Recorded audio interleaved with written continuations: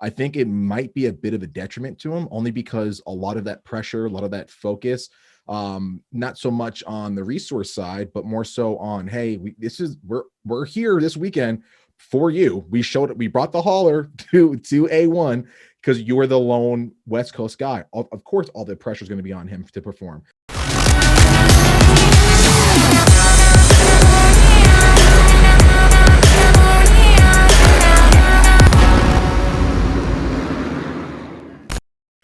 What's up, everybody? It's Dave Drakes with the Collective Experience, and we are back for another Foul Plugs Moto show. As always, and he might as well just get a do-rag and join the club because it's Brad Gebhardt from Big MX Radio. We're subbing in Mini Fresh for him. And yeah, don't adjust the color on your TV because that's Brad Gebhardt. For this one, we're really excited. We're getting kicked off with A1, Brad, this weekend. I'm stoked. You're stoked. And for the first time in a long time, because of the stupid COVID, we're going to be in the same venue at the same time, dude. So I'm going to get on your nerves like crazy. I'm excited. I'm ready for a lot of shenanigans, a lot of cool vlog footage. What are you most amped for, Brad, before we get things kicked off? Stoke the fires, warm your hands because it's cold outside, my friend. So excited. You and I are going to be at the same place, right? Same time since the first time since Millville, 2019. Exactly. Crazy. Absolutely crazy. The boys are back. Wait, no. Isn't it? Atlanta 2020. Oh, Atlanta 2020. Yep. I forgot you made it. Yeah. By the way, that one, I feel like you didn't even let me know you were showing up. You just showed up and surprised I think I planned that pretty last minute. But yeah, you did. Thanks for having me on the show again. I know I tried to get the triple bronzer going. I hit the tanning bed 3 times today to try and even things out. Man, you gotta step it up, dude. In line with everything that you're about, but that's fine. You gotta hit the bronzer, drop the credit score, bro. You gotta come on. You know the program. You know the program. Absolutely. Yeah, no kidding. I'm gonna go out for smokes right away. So, like, dude, it's literally like it's next week. No, it's this week. Today is Monday. This weekend, Anaheim 1, Monster Energy Supercross. We're back at it. You and I, same place, same bat time, same bat channel. Looking forward to it. I already did the 450 preview on the podcast. If people want to go check out Big MX Radio, myself and Danica White from Fox Canada, as well as Surf and Berms. We broke that all down. We excluded you from that because we wanted it to be a quality podcast. There we go. And then you wanted this show to have a little bit of a boost up. And that's it. Yeah. Here. And we're going to be using this audio for Big MX Radio's podcast for the 250 preview that will be available Wednesday morning. So 2 days from now. Yes. Appreciate anybody who takes the time to listen. If you're not already playing Big MX Radio Trivia, we're doing weekly prizes for that, as well as some monthly grand prizes, which we're really excited about announcing down the way as well. But let's crack this thing open. People have been watching way too long before we've actually talked about Supercross yet. We're going to get into some drip check stuff later on because, we're all about that gear wear. We're all about looking good, looking pro, and going slow, bro. Yes, sir. So, let's crack this open. We're gonna basically run down the numbers of the 250 West based on what we know, likely who's going to be showing up. Starting with the number 18 in your program, number 1 in most people's hearts, just because he markets himself that way. He's got the Aussie accent. He's from down under, and he's going to be he's going to be putting the boots to these guys all year long. I expect him to be podium performer.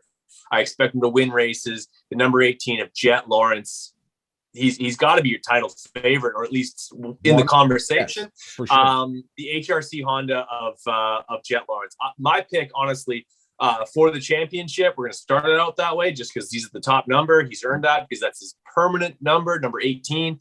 After an amazing season last year, he's still a young kid. He's still going to make some mistakes out there, but fuck, is he going to be fast? Dude, I think this is going to be a great year for Jett. Number one, that Honda is all redesigned. It's all new, and he's ridden it for a little bit now, a little bit after outdoors and testing and pre-dev for the bike as well. So I'm really excited to see what he does on that new bike. Everyone's been raving about it. I feel like everybody's jumping ship from their previous brand onto the new Honda. So I think it's going to really complement him pretty well. And he's a little bit wiser, right? A little bit smarter, a little bit older. I think a lot of those rookie mistakes we saw last year, the falls in practice, getting a little bit of a hot head with some guys tussling in practice and stuff like that. I think that is behind him. And I think we're going to see a really well-practiced, well-trained, and really mentally strong Jett Lawrence. And I think it's going to be very, very lethal for everyone who isn't Jett Lawrence. Fair enough. Now, see, the thing is with Jett Lawrence is that he's going to have like Honda HRC is the absolute tip of the spear, the precipice of professional teams in small engine racing, period, whether it's MotoGP, MXGP, Supercross, you name it.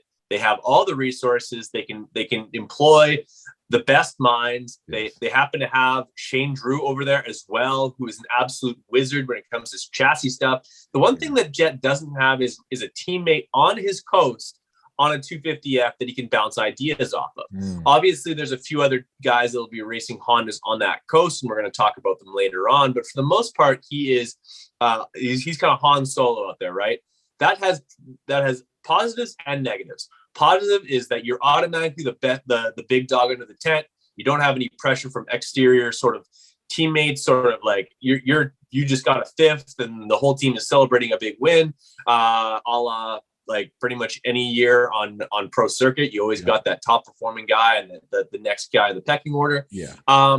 So like which do you think is the bigger plus? Like is he benefited more from having basically the best team possible assembled around him and focused solely on him, or does he like is it more of a detriment that he doesn't have that teammate to sort of bounce ideas off of and have some friendly competition under the truck?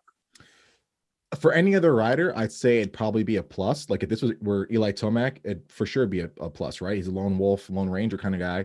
For Jett, who's more charismatic and whose teammate is arguably his best friend and his brother, I think it might be a bit of a detriment to him, only because a lot of that pressure, a lot of that focus, not so much on the resource side, but more so on, hey, we're here this weekend for you. We brought the hauler to A1 because you were the lone West Coast guy. Of course, all the pressure is going to be on him to perform. If he had his brother to kind of fall back on a little bit, or a teammate or somebody who could be maybe a buffer, not only during the race, but also for some eyes and for some attention, some of the hype to kind of dissipate off of, I think it'd be more of a benefit to him. But having said that, the kid is really mentally strong. He seems to show up in occasions where we think he might fall or succumb to some of the rookie pressures or rookie mistakes or stuff like that. And he's shown us time and time again that he's really not that kind of guy. So I think it's going to be more so of a detriment to him, but I wouldn't say it wouldn't be by much. Fair enough. So let's keep things rolling a little bit. I like Jett Lawrence for the title, but a lot yet to be seen there. Yeah. Let's move on to the next sort of guy on your sort of the national numbers for the year. It's not a permanent number for him. It's amazing he's raced as long as he has and hasn't achieved a national number yet, or a permanent number. Christian Craig, CC 28. He was running 29 last year. He improved by 1. Indoors, outdoors, he's more well-rounded than he ever has been. Still in the 250 class. He can win races. Last year, obviously, had some shining moments as well as some crushing defeat, which we always feel for Christian just because he's a fan favorite. Yeah. My question, and this is where I want to inject this into the whole conversation about the 250 West, is it's all about continuity. The star team, for the most part, that's like every single one of those guys is their second year on the team at the very least. Yep. You have the pro circuit team. Every guy has been there at least 1 year, including Steph Hammaker. Same thing with Michael Mosman. He's been on a KTM/gas for over 3 years now. And Christian Craig having his second year with Star Racing and on the Yamaha. A lot of things, like, they're just rolling forward. Like you're going to have a lot of guys who are used to their bikes, used to like how to manipulate them, what changes to make midday. And I think that's going to make this whole series and this entire class that much more competitive with each other, because you have these guys who they know the lay of the land. They're not, a lot of them aren't dealing with a brand new motorcycle. And I think that's a huge step forward for a lot of these guys, including Christian Craig, who I think has potential to be the biggest thorn in the side of anyone trying to win this championship. I agree with you. And when I look at the roster right here in front of me and I see those names, you do mention a lot of these guys, they're either their sophomore year or a little bit farther along than that. It almost gives me like 450 vibes where I'm like, okay, all of these guys know what they're doing. They're not going to do anything stupid. They don't really have the young guy sort of angster or that over excitement, overindulgence, kind of rookie-ish behavior. These are all guys that have done this for a good minute, and they know the ins and outs. They know their bikes. They know how to race these guys strong. This is giving me like 450 vibes when I look at the roster. That's exciting, man. That's really, really, really cool to see that. Like, we're not going to see as many guys potentially go down. I mean, with this roster, dude, like Craig, then you got, Thrasher knows what's going on, and a few of these other like really, really solid guys who have won races before. They're not gonna mess up, man. You know what I mean? It's exciting. Craig's not even the strongest guy on his team. Yeah, exactly. Like, he won multiple races last year, and so did Nate Thrasher, and we haven't gotten to Colt 45.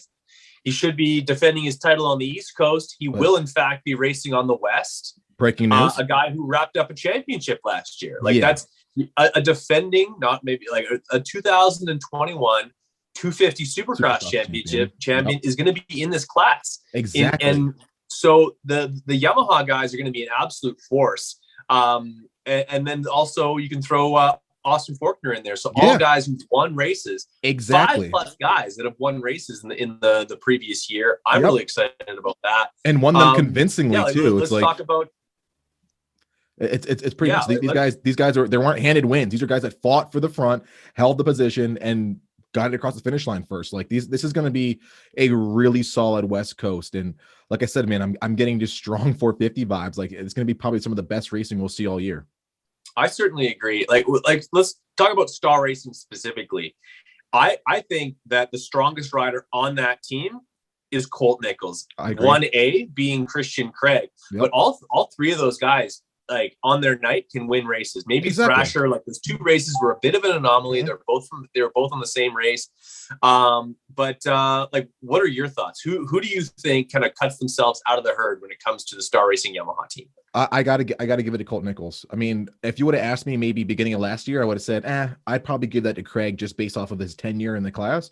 But what we saw last year from Colt, just number one, he had the aggression. Number two, he didn't really make a mistake. And I'm going back to Indy where we saw him and Craig leading, and Craig made that mistake over the, I think it was a step on or a single over table.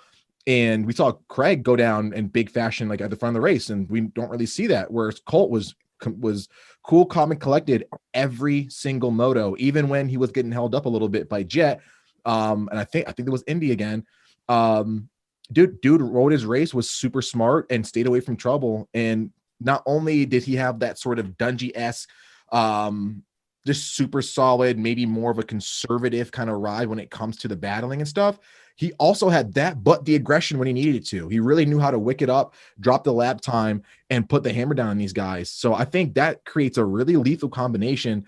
And then you combine that on top of how long he's been in the sport, dude, it's hard to bet against this guy, man. He really, really is the guy. And he's got the red plate from last year. Well, he has a red plate from last year. So you really can't bet against him, man. You really can't. He's got every ingredient needed to become a solid champion for a second time around. Definitely. And now also, like, another feather in his cap being that he's under the tutelage of one David Villeman, who proof is in the pudding as far as that training program. It's about hard work. I think that on the fitness side, obviously DB knows the kind of work to put in, but I think that his input, like, obviously Colt Nichols is maybe at any race when all 80 guys show up, he's still within the top 5 as far as bike skill and control of his motorcycle and style on 2 wheels. You add a little bit of dash of DV with the elbows up and a little bit more technique in there. That's a combination that's going to be really, really tough to beat in the coming year. and I really like his chances of being really solid in throughout this year. Let's talk a little bit about those guys in green. They come to play. They want to win races. Guys who won races last year, 2 of them on this team as well. There are so many race winners in this class. It is absolutely ludicrous. Yeah. Cameron Mcadoo, I believe he won a race last year. If he didn't, he came damn close. Austin Forkner, for all intents and purposes, this should be his 450 debut season. And he hasn't even won a 250 outdoor 250 Supercross championship yet. He's lethal. He could possibly have the most top end talent in the whole class, and we haven't quite seen it yet. Yes. At least we haven't in the last couple of years. And then you have Seth Hamaker, who also won a race last year as well. I believe that was one of the Atlanta rounds. So all 3 of those guys have won as well. Tell me about what you think of what PC is bringing to the West Coast. I think they're bringing tremendous talent. I think they're bringing just a lot of raw speed. So we've seen all 3 of the guys that are on this West Coast roster have some pretty amazing rides. Poor Mcadoo, most memorable ride was probably when he got flipped upside down. I think that was Atlanta. Before that, I mean, the guy was a solid title contender, man. He was right there in the points. So and we know Forkner's led the points. He's won races before in a convincing fashion. Now we all know what his Achilles heel is, and that's just staying off the ground in practice. But I mean, I still think, like you said, he's got one of the most talented racecrafts out there, man. Like the kid can ride a motorcycle, and newcomer Hamaker, the guy's he's an all-star already. You know what I mean? He's legit. He is. The only thing that prevents me from saying any one of these guys will go ahead and get that title are those small inconsistencies. So the crashing for Forkner in practice and knocking him out of the season time and time again, year after year. Hamaker just being a bit newer, right? A little bit green, so to speak, pun intended. And just not being that front runner that we've seen out of some of his contenders or competitors. And Mcadoo, a little bit same as Forkner, and a little bit combined with what Hamaker's got going on. We just haven't really seen Mcadoo take this all the way to the end. You know what I mean? Make this an all-out dogfight till the end. So for those reasons, I'd probably say that these guys are probably the guys that I'm counting as, I don't want to say group 2, but almost I'd probably say they're not in my top set of guys who are going to be title threats based off of consistency.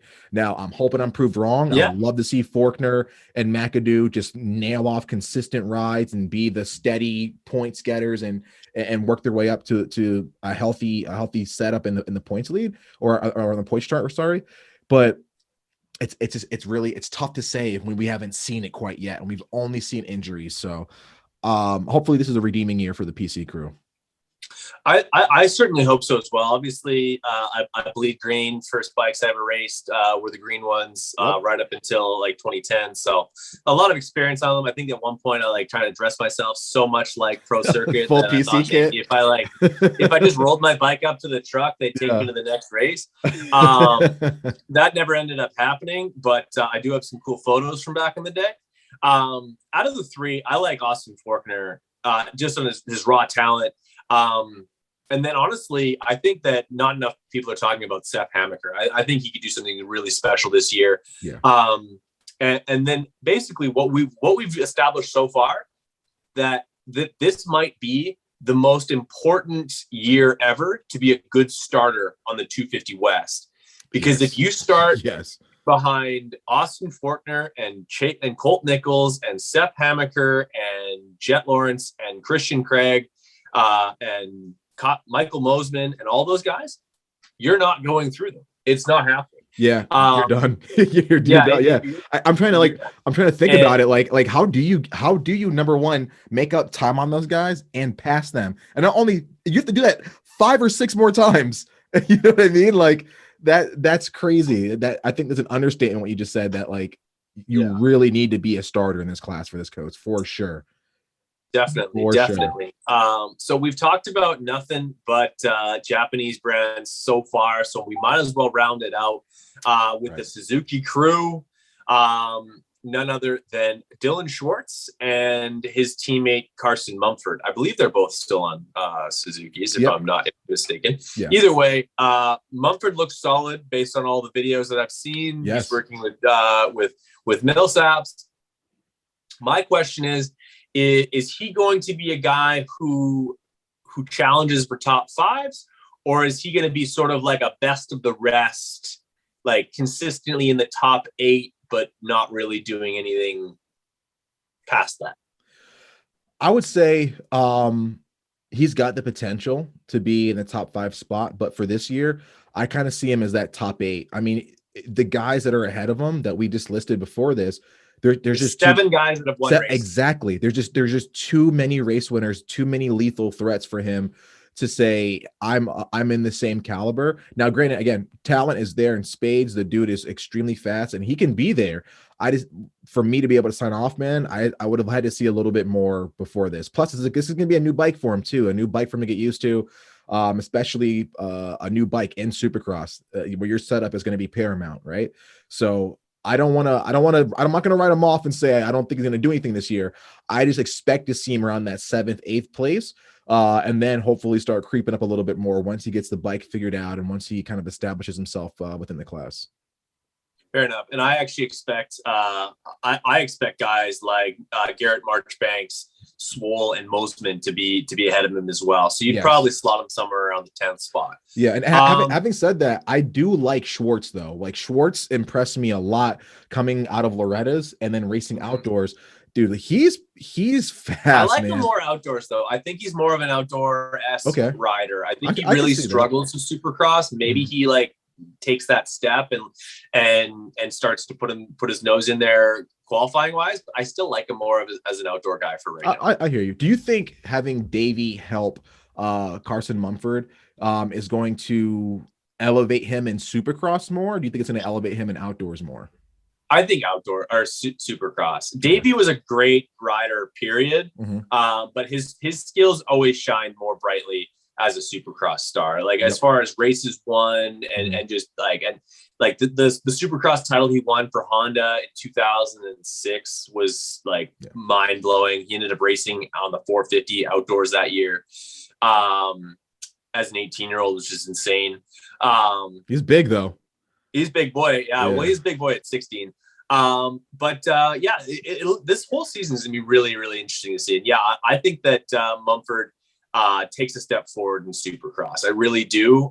Whether or not he's able to battle with those past race winners is yet to be seen. But hey, we could be on this show in 1 week's time when I'm regrettably back from California. And you're in Texas, and and dealing with all that. So, maybe he's completely proved us wrong. So, but a couple other guys that he's going to need to deal with on a weekend basis is those Austrian brands we talked about, the gas of Michael Mosman and Jalek Swole, the number 31 machine is going to be out there as well in the West Coast. I think he's going to be strong. I think he's going to be fit. And and you like him because you guys are both tan. I like his style too, but I mean, we got to support. We got to rep. Wow, dude, you think I'm gnarly for him? We got to see Manny when he's racing, dude. You think Manny was like his dad, dude? Like Manny's yelling at the TV, like we're holding his jersey up. So I'm not as bad as Manny. But did Manny go for cigarettes?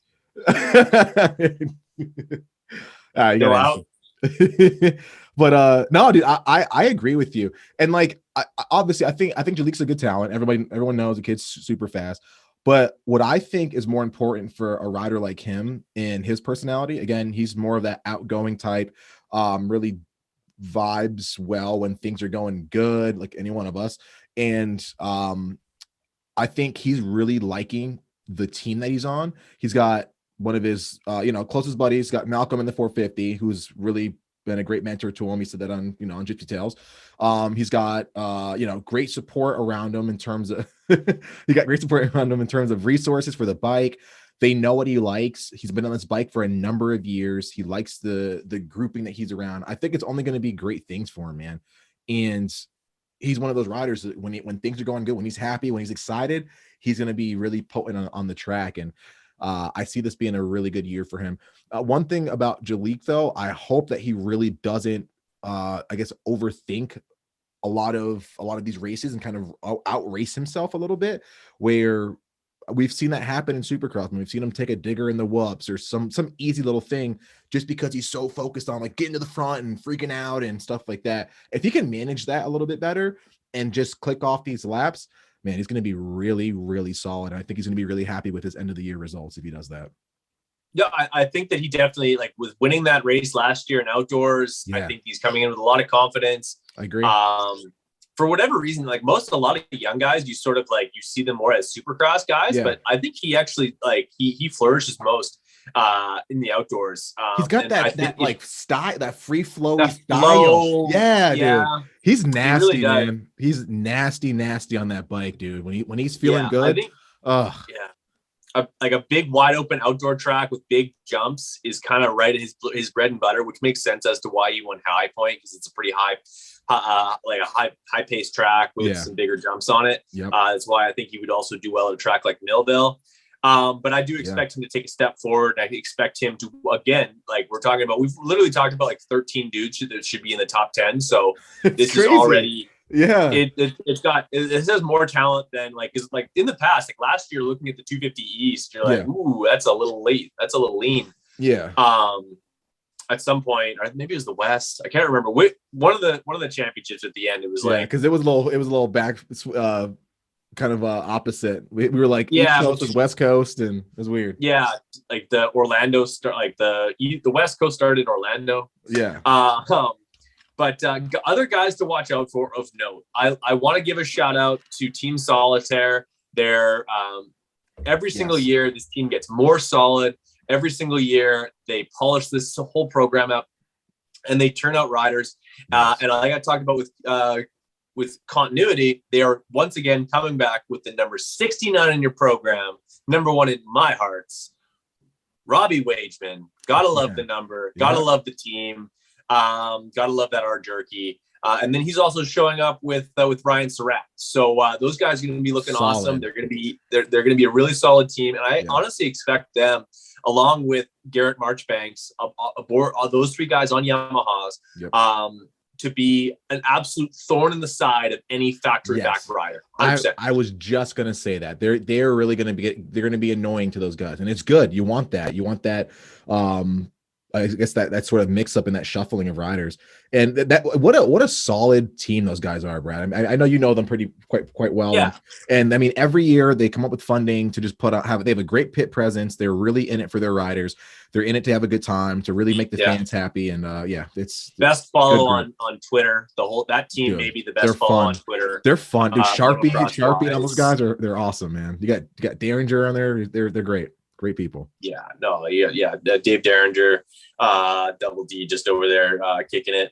Other guys of note, if you're playing PulpMX Fantasy, Hunter Schlosser, always good for putting it in the main every once in a while. Same with Derek Kelly. Hunter Sales, brand new team for him. He's on Kawasaki's, I think basically for the first time as a pro.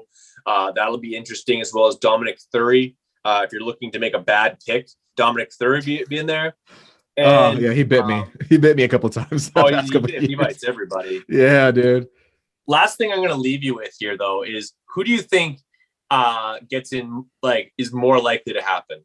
Jett Lawrence and Austin Forkner butt heads, a la end of 2020 Supercross when they were not buddies, or Vince Friese on a 250F from Moto Concepts pissing everybody off. Oh, dude. Because that's gonna happen. So I'm gonna say they're both likely gonna happen. We both know that. I'm gonna say the first one's gonna happen first. So I can definitely see Forkner wanting to redeem himself, wanting to say, you know what, I'm the kid out here in the playground that wants to kick everyone's ass. I'm gonna knock down the biggest, baddest dude in the yard, which is Jett Lawrence right now, and start ruffling his feathers in practice and doing all that crazy stuff that I said that Jett should probably stay away from. As soon as Saturday morning. Yeah, dude, I can. Would you be surprised? Would you literally be surprised if you saw them? Exactly. So that I hope the AMA is prepared to have a few talking tos with those guys. But as far as Vince Friese pissing everybody off, honestly, Is he riding west? Do we confirm he's on West Coast? West. I think a lot of the guys they kind of expect the 250s to kind of be ping pong balls and like really a little bit more aggressive anyway. So I don't think those guys would really be like too frazzled to see Freezy just come up the inside, take a line away or something like that. Because they kind of do that to each other anyway. It's a class for young guys who haven't really gotten that maturity quite yet. I do think they're going to raise a little bit their eyebrows a little higher because it's him, but I don't think it's going to be as noticeable or as glaring as it would be in the 450. So I'm going to say that the 250 riders are erratic anyway. So they are exactly right. Exactly. So he might just fit in. Exactly. I mean, granted, people are going to be noticing him a little bit, but not as much as they do in 450s. It's not going to happen. Yeah, he'll probably yank some starts too and give people fits. Other guys of note that I just want to give a shout out to: Colt Thompson, Canadian Supercross champ, is racing the West Coast on a Yamaha. He's solid. And then as well as Jesse Flock. Was Jesse Flock not like a highly touted amateur? No, he was on a Yamaha, and then I guess he just didn't really pan out with a particular team. I think he can make some noise. Yeah. Watch for David Pulley, daytime program Saturday. Oh, come on. My boy's going to do good this year. All right. My boy's going to pull through. As well as Caden Amorine, number 432. He was That's force a kid in who there's a dark horse pick for you. Yes, if you want to go off the page, pick a 16 or an 18 in PulpMX Fantasy and absolutely hit the one out of the park. Caden Amorine. If we're talking PulpMX Fantasy, Thomas Dew is the guy. Doe. Sorry, my bad. I don't have the French flair like you do being from Canada, man. Bear with me. All right. I'm from Connecticut, buddy. You're lucky I said his name that right. But no, dude, like this guy not only saved me in points, I can't tell you how many times, and you still whooped my ass, Brad. But on the track, like this guy was he was freaking racing, dude. Like for somebody I've never heard of before, he was doing really well on the track, man. Like racing against guys that I thought would kind of spank him, just like, whatever. But he had some really strong rides. He didn't fade towards the end of the race, and he didn't get too flustered. Like he knew he belonged, in these really good top finishing spots. So I like the confidence. I like the racecraft behind it. And he's going to be somebody that's really going to open some eyes or piss some people off with some good finishes, depending on how you look at it. Definitely. He's gonna break some hearts. Same thing with Hunter Schlosser. But I would love for people in the comments. Let us know what you think. Definitely. For some championship picks. Let's roll through quickly our championship prediction, top 3 in points, end of the year for the 250 West. So I'm going to go first. I'm going to say I like Jett Lawrence right now for that top spot. I just think he's got too many good things going for him in his corner. A close second, I'm going to say, is Colt Nichols. I think it's going to be very, very close between those two. I'm going to say right now that it comes down to the last race or two, because I just see them both being just too strong, and really, really making some noise in that regard. If I have to say who's going to be your third place guy, I'm going to go ahead and say Moseman. I really like the way he races. He's used to the bike. He's consistent, and he's slowly but been making those little steps towards becoming a better, faster rider. So those are going to be my top 3 for the year wrap up. Fair enough. Christian Craig, not even on the podium. So I'm gonna switch things up a little bit. I think that Colt Nichols is going to graduate to the 450 class, having won 2 championships in the 250 class. He's gonna go east and west. He's stronger on the west than he is on the east. He's older, stronger, and I think he's got more pace than most of these guys on a consistent basis, and he's not prone to make those mistakes. And I think that we're still going to be waiting on Jett to win that first championship. I think he wins it next year. Okay. I think I'm gonna put him second spot in the points, with Christian Craig pulling out the third spot. Okay. And I wanted to put Austin Forkner on there, but I still think that that one weekend where he ends up, it's a short series, and he's going to get a DNF somewhere in there, and that's going to be why he's probably 4th or 5th in points. Not because he's not fast, not because he's not going to win races, but because he's going to have that big donut or a 0 or a 2 up there for finishing second. Or for finishing 20th in one of the Supercross main events, or 20. Is they take 22? So 20, 22nd gets 1 point. Yeah. So yeah, let me ask you this question.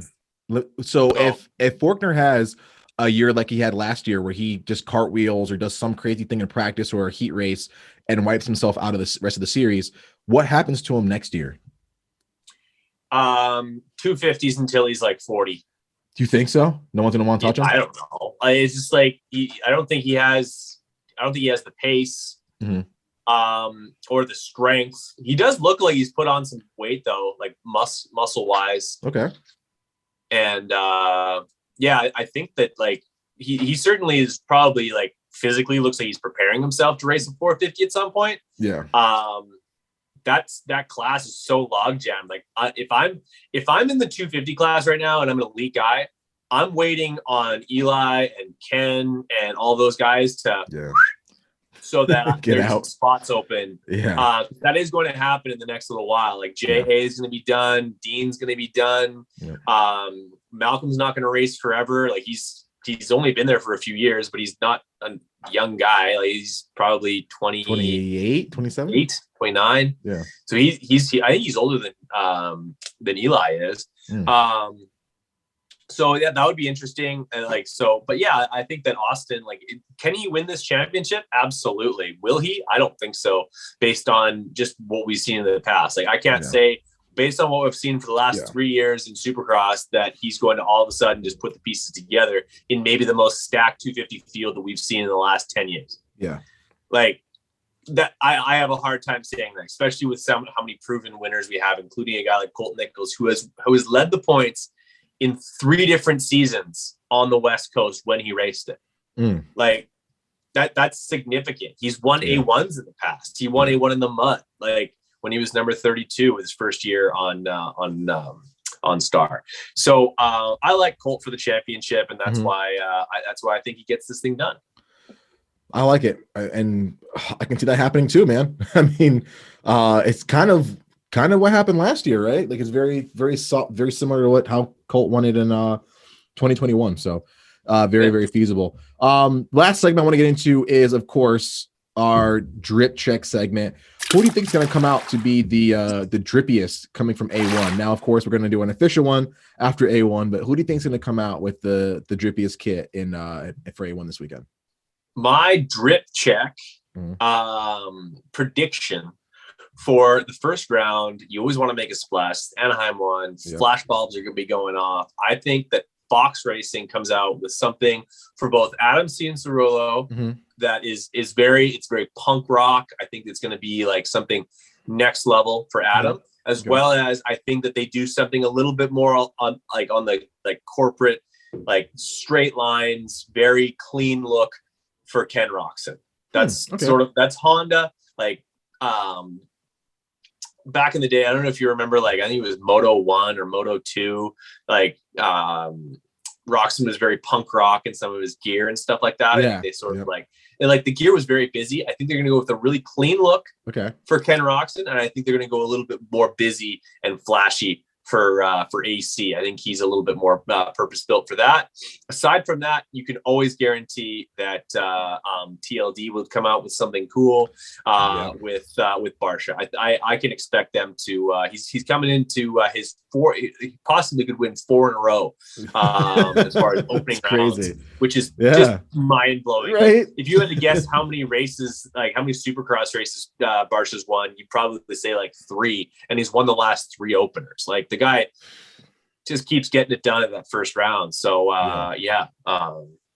but that's who I would look for. What about yourself? Obviously, you're looking at Club MX for coming. I mean, dude, their FXR stuff is freaking phenomenal. How could you? They just wear. They don't even wear anything special, just like their normal stuff.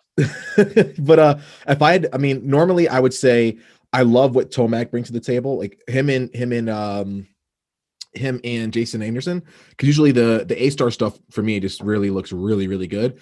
But because Anderson has to go with the Cowie green sort of look and motif, and Eli has to kind of go with the Yami blue motif, not so much like dead on, but still it's got to be, the blue and the green for those two guys.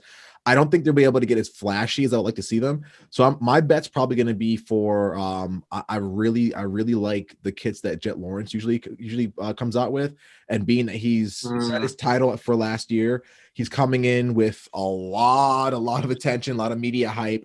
He's going to want to come out and show out. So I think donut gear, dude, that'd be rad. I think he's gonna come and do it. If he needs to borrow some, dude, I got some from the Jett Lawrence shoot. So I already got the custom made donut gear, right? I mean, I can just show up and just be the drippiest, right? If that's all it takes. Sure. I'll already be the best looking guy in the pit. So but no, I'm thinking Jett's gonna come out and show out, man. It's gonna be good. I think you're right. I think honestly, for the first time since like 2004, when James came out in the fuchsia with the I guess it was 03 when he did the fuchsia with the stripes. The zebra print. I don't think best dressed guy on the best dressed guy period is a 250F guy. I agree. And going back to it, obviously Stu was a lot of firsts for us. He was in our era, and I'm sure you were glued to the TV like I was. I don't think we'll ever see a rider come out with a rider come out with a gear set that is that different, that unique, and that eye-catching as what he did. Think about it, man. Like, he came out in pink and freaking floor, like the shimmery silver and like leopard print, zebra print, fuchsia with the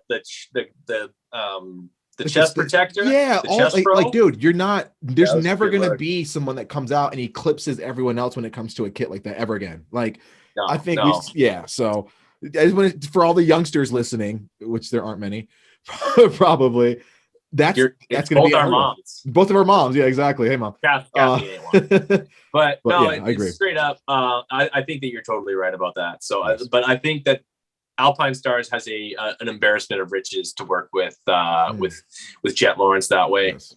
Did you want to do quickly a 450 podium like prediction for this weekend? Yep, I'll give it a go. So I really this one's gonna be really tough for me. So I'm really liking Ken Roczen to come out and have a really good first showing. Now, I've been disappointed for the past couple of years being a Roczen fan with us not getting the title locked down, but I do see him coming in and swinging early. So I like him for the first win. I really like Barsha for second. I just think he's just too good at the start of the season. I don't know what it is, what he does, but he's really solid. And I think Eli rounds out with that third place. I think he's been doing a lot of off-season riding, and I think he's going to gel well with that Yamaha. I think he's gonna like the power, going to like the I guess the feedback he has versus the Cowie in terms of chassis development and stuff like that. And I'm excited for it, man. I think he's gonna wake some people up. All right. Well, that's your prediction. I'm going to tell you who's going to win. Okay, tell me. My podium for this upcoming race, I'm going to put Justin Barsha, the top step of the podium, because that's what's going to happen. Okay. And I'm going to put Chase Sexton in the 2 spot, followed. I'm serious. Chase Sexton is going to come out and smoke them fools, and then I'm going to put Ken in the 3 spot. No Tomac at all? No Tomac on the podium? Tomac 5th, bad start. Oh, okay. On that big, powerful Yamaha, you sure?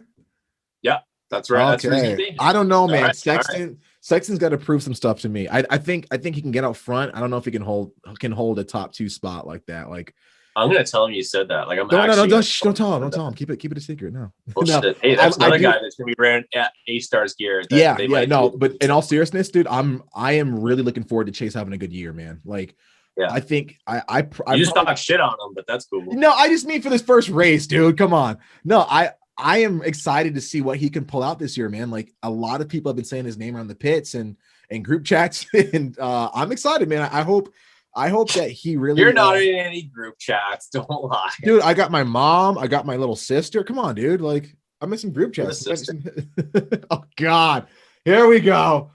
This is wrap it up right here. All right. Anyway, all right. Well, I gotta go Google Dave's sister. God. But let's jump off this call right away here. Dave, it's always a pleasure to have you on the show. It's always a pleasure to be on your show. Thank you, if you're listening to the Big MX Radio podcast and you haven't checked out Foul Plugs on YouTube, please go do so. It's a great show.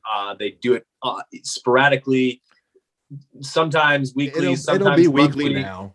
Yeah, it'll be a little bit more regular, like Dave. The way he should be, taking that Metamucil.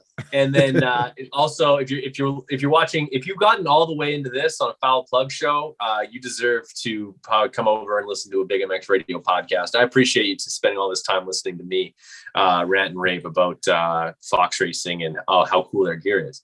Most definitely. Check out all the things that Brad's got going on. I will say it week in and week out. Brad is one of the most Big MX Radio trivia. Yes, Big MX Radio Trivia. Check Instagram. It out. And Every morning. the collective is going to be reposting that as well. Brad's got one of the most fun, informative, and just good listen podcasts. It's fun and educational. It is, and it's for the kids. It's super good time. And if you want a chance to maybe meet Brad in the pits, come check out some cool rigs. Really get immersed in the sport that we all love, make some connections that you can't get anywhere else, and really live it up like a true industry insider. Check out thecollectivexp.com. Our internship program is shaping the entire industry.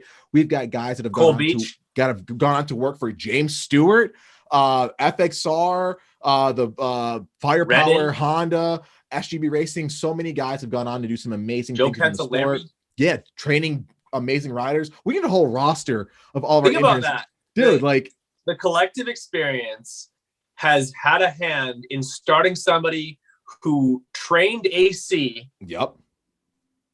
And helped James Stewart start a podcast. Dude, insane. Absolutely insane. We have superstars. That is ludicrous. Exactly. That is absolutely ridiculous that you have anything to do with either one of those. I'm looking forward to seeing you, my friend. Me too, buddy. 5 days time. Yes. Even though you're allergic, I'm going to make you drink with me. It's going to be so much fun. No, it's going to be a great time. And I expect you to be giving me a big hug when I see you. You can count on that, buddy. Thanks, guys, for watching. Don't forget, hit that subscribe button. Leave us a comment. Let us know what you think about the show and who your top 3 is going to be in each. Hit the like button. Weekend. It's like right there. Yeah, hit it, dude. Why not? Do it for us. It's free. Feels good. This is fun, dude. We're gonna do this again, and we'll talk to you soon, man. Always a pleasure. Never a chore.